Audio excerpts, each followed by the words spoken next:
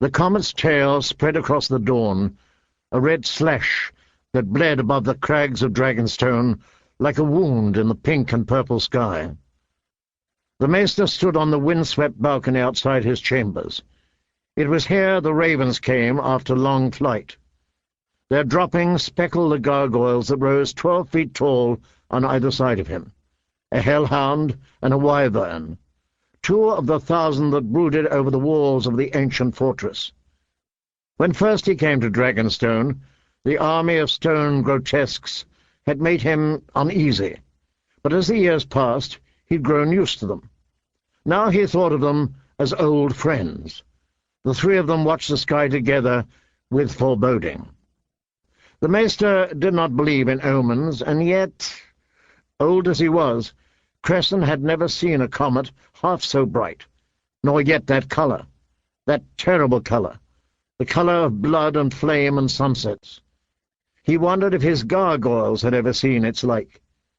They had been here so much longer than he had, and would still be here long after he was gone. If stone tongues could speak. Such folly! He leaned against the battlement, the sea crashing beneath him, the black stone rough beneath his fingers. Talking gargoyles and prophecies in the sky? I am an old done man, grown giddy as a child again. Had a lifetime's hard-worn wisdom fled him along with his health and strength? He was a maester, trained and chained in the great citadel of Old Town. What had he come to, when superstition filled his head as if he were an ignorant field hand? And yet, the comet burned even by day now, while pale grey steam rose from the hot vents at Dragonmont behind the castle.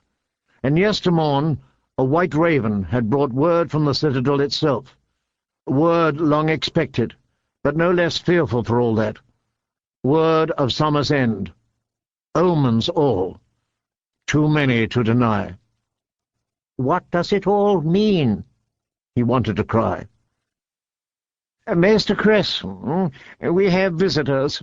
Pilot spoke softly, as if loath to disturb Cresson's solemn meditations. Had he known what dribble filled his head, he would have shouted. The princess would see the white raven. Ever correct, Pilus called her princess now, as her lord father was a king. King of a smoking rock in a great salt sea, yet a king nonetheless. Her fool is with her. The old man turned away from the dawn, keeping hand on his wyvern to steady himself. Help me to my chair, and show them in. Taking his arm, Pilus led him inside. In his youth, Cresson had walked briskly, but he was not far from his 80th name day now, and his legs were frail and unsteady.